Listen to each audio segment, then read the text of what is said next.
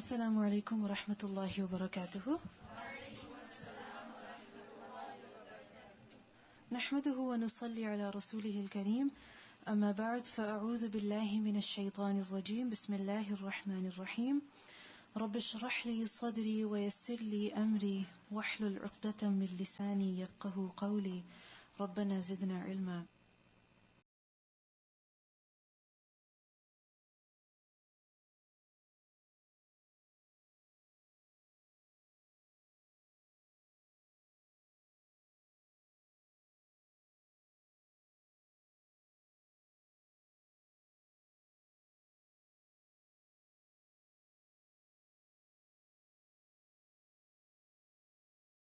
Lesson number 312, Surah Al-Asr. Bismillahir Rahmanir Rahim. Surah Al-Asr, ayah number 1 to 3. Translation: Wal Asri, by the time, Inna, indeed, Al Insana, the human being, Lafi, surely in, Khusrin, loss. Illa, except, Alladhina, those who, Amanu, they believed, Wa Amilu, and they did, As-Salihat, the righteous deeds. Watawasaw, and they enjoined one another, Bil-Haq, with the truth. Watawasaw, and they enjoined one another, Bil-Sabr, with the patience.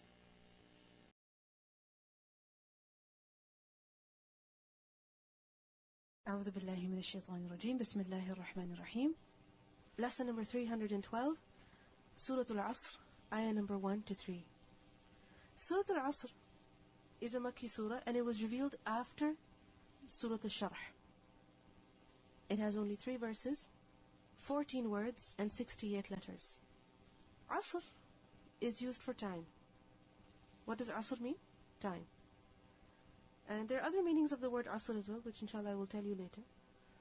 And Imam Shafi'i, he said about this surah, Wal Asr, that if Allah had only revealed this surah, it would be sufficient as warning, as mu'idah. What does it mean? It doesn't mean that the rest of the Quran is not important or the rest of the Sharia is not necessary. No. What the statement means is that this surah is enough as an admonition. This surah is enough as an advice. Meaning, for someone who could take a lesson, this surah is enough for him. He will understand the reality of this life. He will focus on what is important and he will not be distracted by that which is unimportant. Wal Asr, by time, Innal insana lafi khusr, indeed mankind is in loss. Wal Asr. Al Asr, Ayn Sadra, Asara, literally means to squeeze. وَفِيهِ يَعْصِرُونَ, in that year they will press, they will squeeze, meaning they will take out a lot of juice. Yusuf a.s. said to the people. And Asr is used for time. There is another word that is used for time, which is Dahr. Dahr, I told you earlier, is used for time that is since always and will be forever. هَلْ أَتَى عَلَى الْإِنسَانِ حِينٌ مِنَ الدَّهْرِ. So from the entire dahr, the human being has been given heen, a little bit. And Asr refers to the time that is from the beginning of existence of human beings until the Day of Judgment. So Asr is whose time basically?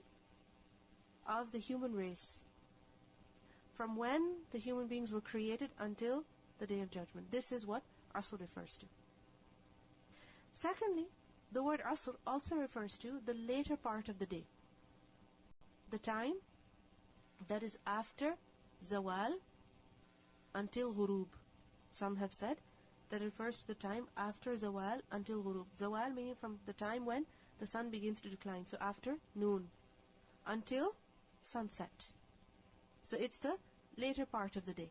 And others have said that no, this is the time of Asr. The time of Asr, which is not from when the sun begins to decline, but rather it is after that. So it's the evening part, the last part of the day. What does it refer to? The last part of the day. And Asr also means Salatul Asr. So wal asr, Allah subhanahu wa ta'ala swears an oath by what? Time in general. And remember that whenever Allah swears by something, what does it show? Its importance, its relevance to the context. So why does Allah swear by time? Because time is always fleeting, it's always passing on. With each moment gone, a part of life is over. And every moment that has passed, it will never ever return again. Loss of time means loss of life. And secondly, Al-Asr over here can also refer to the time of Asr, the late evening. Why? Because at that time the day is coming to an end. And as the day is coming to an end, it brings in a person a sense of loss, a sense of sadness, that another day is over. Yet there's so much more to do. Another chance is gone. And Asr is also Salatul Asr. Why? Because this is a very, very important Salah. It's called Salatul Wusta. And Wusta, it also means that which is most important. Yes, it's in the middle, but it also means Fudla, meaning the one that is most excellent, most virtuous. And we learn from a hadith that whoever misses the Asr prayer intentionally, then it is as if he has lost his family and property.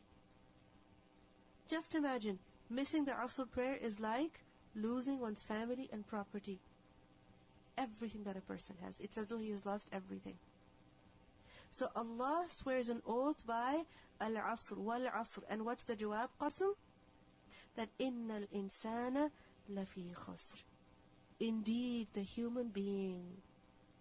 Who does this refer to? Al-insan. All of us. All people. Every single human being. He is lafi khusr. He is surely in loss. What is khusr? When a person suffers, he suffers a loss. A loss of what? Like for example in business, a person loses the capital even, not just the profit, but even what he invested initially. He goes completely bankrupt. So what is he left with? What is he left with? Nothing at all. A complete loser who has nothing in his hands. So innal insana lafi khusr. The human being is surely in loss. Notice it hasn't been said that innal insana la khasir, or he will suffer. Yakhsiru. No, what has been said? Fi khusr. He is already in loss. What does it mean? That the human being is in a state of loss. Any person who is born, from the moment of his birth, he is in loss. How is he in loss? Because the moment he is born, his countdown has begun. Each day, each moment, each second, each hour that passes by, a part of his life is over. He can never ever stop the time. He can never pause it. No, he is lafi khusr. He is losing. But what do we think? That as each day goes by, each year goes by, we are gaining. We're not gaining. What are we doing? We're in fact losing. Each moment gone is what? A loss. It's in fact a loss. Because life is only for a specified time. And every moment that is passed is what? A diminishing of that time. Time is going away. And when time is going away, that means your life is going away. Once that time is over, what does that mean? Your life is over. And if you don't have anything at the end, then what does it mean? You're a great loser. So, innal insana lafi khusr. Indeed, mankind is in loss. This is a fact. Every single person is suffering, losing. Illa alladhina amanu. Except for those people who believe. وَعَمِلُوا الصَّالِحَاتِ وَتَوَاصَوْا بِالْحَقِّ وَتَوَاصَوْا بِالصَّبْرِ. Those people who do these four things, who have these four traits, who spend their time doing these four things, then they are not in loss. Why? Because yes, their life will be over. Each moment is past, but those moments are passed in what? Iman, amal salih, tawasi bil haqq, tawasi bil sabr. And as a result, yes, the time has gone, but at the end they have something. They have something beneficial that's going to save them. You understand? Like they say, time is money. Time is money. Why? Because if you invest your time in something, if you use your time properly, you can make something out of it. And if you don't use your time properly, then it's as though you are wasting it. You're wasting money. So, إِنَّ الْإِنسَانَ لَفِي خُسْرٍ إِلَّا الَّذِينَ آمَنُوا وَعَمِلُوا الصَّالِحَاتِ وَتَوَاصَوْا بِالْحَقِّ وَتَوَاصَوْا بِالصَّبْرِ. It is only such people who are exempt from loss. Who? Those people who use their time in the best way. Those people who do not waste their lives, who do not waste their time, but rather they use their time. The fact is that every person, every single person, the time that he has, the life that he has, the moments that he has, they are precious. No person can say, my time is not that valuable. Another person says, my time is extremely valuable. No. Every person's life, his moments, the time that he has, these moments are precious and they must be used properly. They must be availed. And no person can say that I have extra time. I have time left over. There's nothing such as extra time. There's nothing such as time left over. Why? Because every moment is necessary. Every moment is precious. Either a person uses his time in something that will benefit him, or he wastes that time. Either a person is using his time in something that's going to benefit him, or he is wasting time. There's no third option. Think about it. Picture this. Think with me. That either a person is using his time in something beneficial, and if he's not using his time in something beneficial, then what is he doing? Wasting his time. There's no other third option. Because إِنَّ الْإِنسَانَ لَفِي خُسْرٍ إِلَّا الَّذِينَ آمَنُوا وَعَمِلُوا الصَّالِحَاتِ وَتَوَاصَوْا بِالْحَقِّ وَتَوَاصَوْا بِالصَّبْرِ. But we generally don't like to think like this. That I'm wasting my time. What do we like to say? I'm taking a break. I'm taking things easy. I'm just relaxing. I'm just having fun. I'm just trying to wind down. That's what we say. But the fact is that if you're not using your time in something productive, something beneficial, something that falls into these 4 things that are mentioned here, you're in fact wasting your time. And if you're wasting your time, what are you doing? Wasting your life. Wasting your life. So which people are saved from loss? Those who use their time. Those who do not waste their moments. Those who do not waste their life. So what are these 4 things that a person must do in the time that he has been given, in the life that he has been given in order to save himself from loss? First of all, Iman. That a person must have Iman. Because without Iman, a person is in loss. How? That no matter what he does, no matter how effectively he uses his time, if he doesn't have Iman, then his deeds will be worth nothing in the hereafter. They will bring him no reward in the hereafter. So the first and foremost, the most essential thing that a person must have in his life is Iman. And the details of Iman, throughout, they can be found in the Quran and Sunnah. In Hadith Jibreel, for example, we learn about what a person must believe in. So, belief, first of all, means that a person must believe in everything that is essential, that is necessary. That a person must believe in everything that Allah and His Messenger have informed us of, whether it's about the Day of Judgment or the Prophets of Allah or the angels or the Day of Judgment or the decree, whatever. The books. Everything that Allah and His Messenger have informed us of, it's necessary that a person believes. How? In its entirety. Because if a person does not believe in entirety, then his Iman is unacceptable. If he believes in some messengers and not others, if he believes in some things about the Day of Judgment and not others, then his Iman is not acceptable. And then, Iman must also be without doubt. When it comes to Iman, people are 3 levels. One is a person who believes with conviction. His Iman is firm. He believes with certainty. There is no doubt, no shakiness, nothing. Another type of person is he who completely rejects. Another type of person is he who believes but he has doubt. مذبذبين بين ذلك لا إلى هؤلاء ولا إلى هؤلاء. So which kind of iman is acceptable? The first one. فَإِنْ آمَنُوا بِمِثْلِ مَا آمَنْتُمْ بِهِ فَقَدْ اهْتَدَوْا. Iman like that of the Sahaba. That when Abu Bakr radiallahu anhu was told, the Prophet ﷺ has gone to Mi'raj, that's what he said. He said, yes. If he has said it, I believe in that. So this kind of iman is necessary. Which kind of iman? Which is without doubt, without shak, free of all forms of shak. That a person has yaqeen in everything that Allah and His Messenger has informed of. So this kind of iman is necessary. But this iman, is that alone sufficient? After iman, what else is necessary? وَعَمِلُ الصَّالِحَةِ. So with iman, when a person does something, only then it's going to benefit him. Otherwise, he's a total loser. The second thing that's most essential is أَعْمَالُ الصَّالِحَةِ, righteous deeds. And if a person does not perform righteous deeds, again, he is in loss. Again, he is suffering.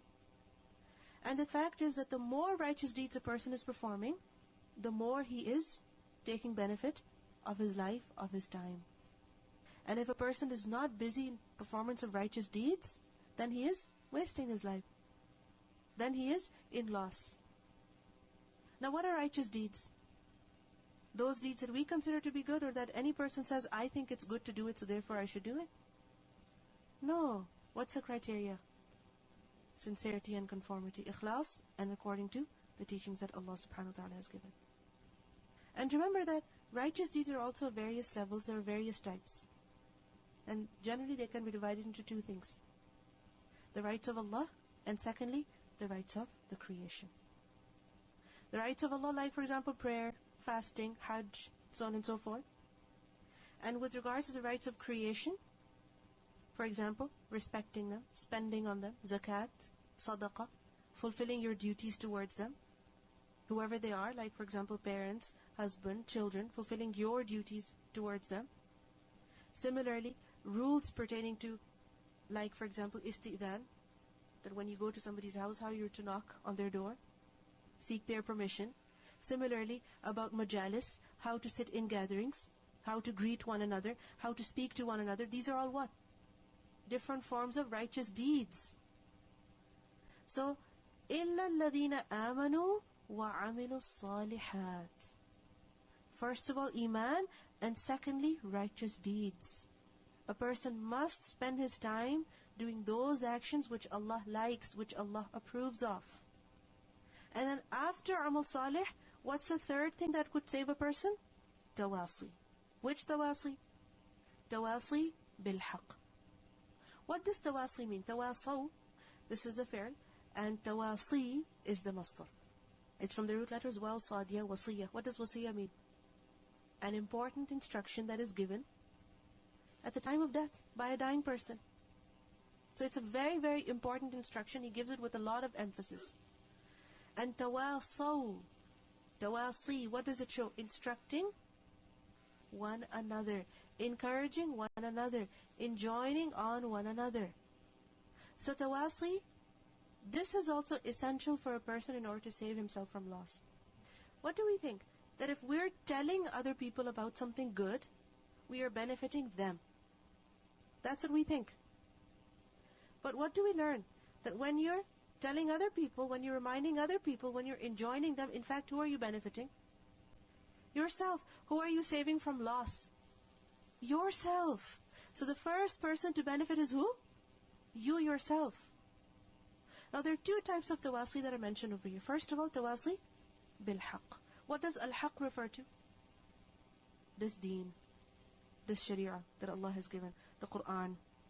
Because everything about it is what? Truth. وَبِالْحَقِّ أَنزَلْنَاهُ وَبِالْحَقِّ نَزَلَ.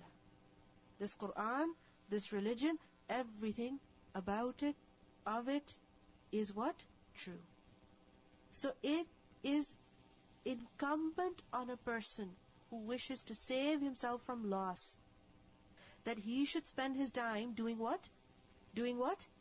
Telling other people about this haqq, and listening to them as well when they remind him of haqq. Because tawasi is two-way, right? So you're telling somebody and they're also telling you. So it shows two things. That first of all, a person is not keeping knowledge limited to himself, but rather he is sharing it. Now you also have come to know of this haqq. What is your obligation? If you want to save yourself from loss, can you just keep this knowledge with yourself? You have to share it. You have to pass it on. You have to spread this light, because if you don't, you are in loss. You are in loss. If you don't share it, if you don't tell other people, you are in loss. You may have a certificate. You may have something at the end, but you will be in loss if you don't share it with others. Why? Because when you don't share it with others, then you're limiting the khair. You're depriving yourself of a great opportunity to earn hasanat. A great opportunity of sadaqah jariyah. So when you deprive yourself, what is that? Khusr, loss. And the thing is that when a person tells other people, then what happens? He is also reminded. It solidifies your knowledge. It solidifies what you have learned. And if you read something and close it and put it away, then what's going to happen? Whatever you have learned, you will also forget about it. And the fact is that when you get busy in this, that you're telling other people about haqq, then you also get to hear haqq. When you're telling other people, others will also tell you. So it's in fact an excuse to keep yourself firm.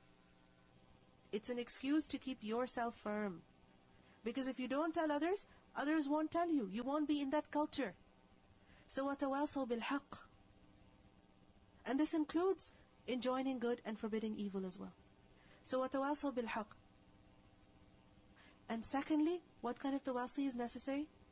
بِالصَّبْرِ. Patience. Because without patience, a person cannot live in this dunya. Without patience, he cannot survive. Without patience, a person cannot be thankful. Without patience, a person cannot remain obedient. Without patience, a person cannot refrain from disobedience. Because remember, there are three types of sabr. One is on ita'ah. Another is anil ma'asiyah. And the third is ala taqdeer. That first is on obedience to Allah. Second is away from disobedience, stopping yourself from disobedience. And thirdly, on the decree of Allah. Things that are beyond your control. You don't have any control over them, but they happen. They happen. So when they happen, what are you supposed to do?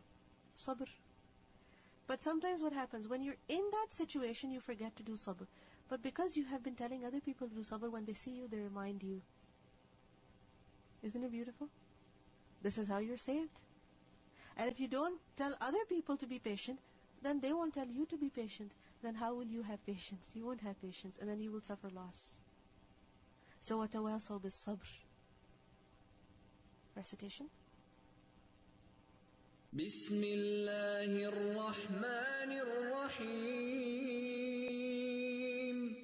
والعصر إن الإنسان لفي خسر إلا الذين آمنوا وعملوا الصالحات وتواصوا بالحق وتواصوا بالصبر.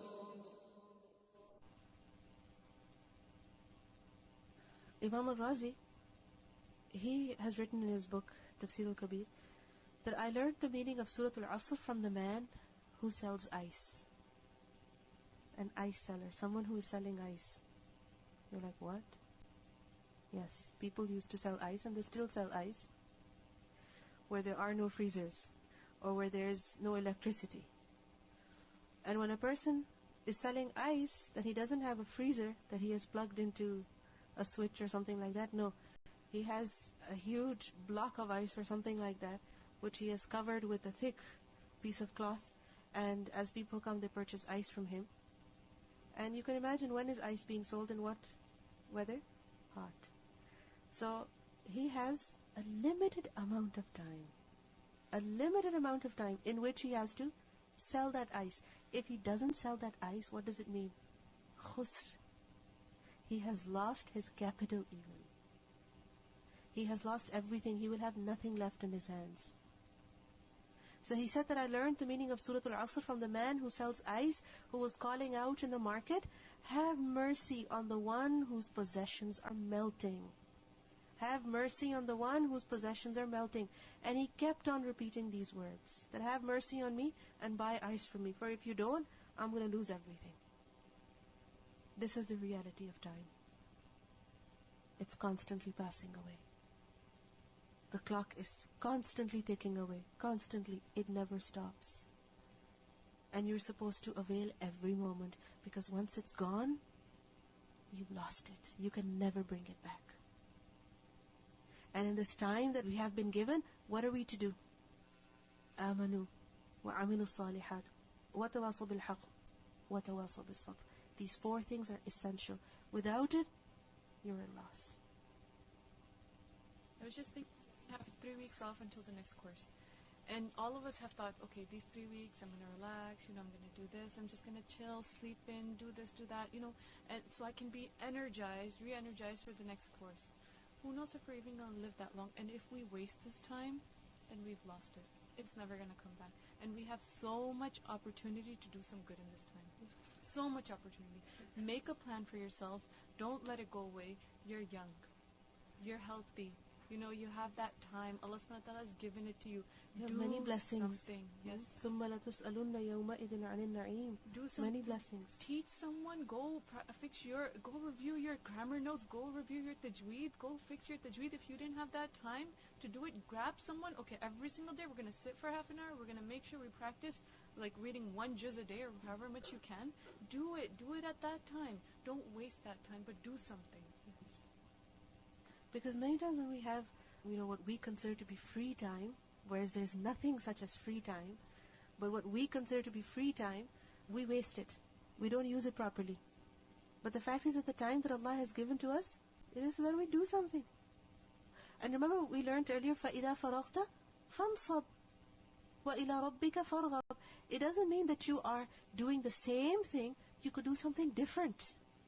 But that different thing should also be productive and beneficial. Something that fits into these 4 things. It's called Life's Index Cards. And it's a sister who wrote about a dream that she had. And in this dream, she finds herself in a room full of filing cabinets the size of index cards. And she's alone in this room. And each filing cabinet is labeled something. So she walks up to one, confused, what is this room? She walks up to one and she sees the title of that index card saying, people I was friends with. So she starts opening it. She's curious. She looks through the index cards and she starts recognizing all the names of the people on the index card. She realizes these are all her friends. And she opens another filing cabinet, TV shows that I've watched. And she recognizes all the TV shows. And then she opens another one and it says, sins that I've committed. And this filing cabinet is so long. As she's opening it, she recognizes every single sin in that filing cabinet. And she takes the index card out and she tries to rip it. She can't rip it. She throws it on the floor. She tries to break it. It's as hard as steel. And she's so scared at that point. And she looks here and there, and every single filing cabinet full of her life. And she just tries to get out of the room. She can't get out of the room. Finally, in that confusion, she sees one cabinet that says, people I spoke to about Islam. And she opens it, and there's like a few cards, a few things. And that dream, it scared her so much that that's when she learned to change her lifestyle. Because she realized that everything is recorded, and we don't realize that your deeds, they will be weighed, right? What does that mean? So what are our life's index cards going to be like? When you're doing dawah, you will hear all kinds of things.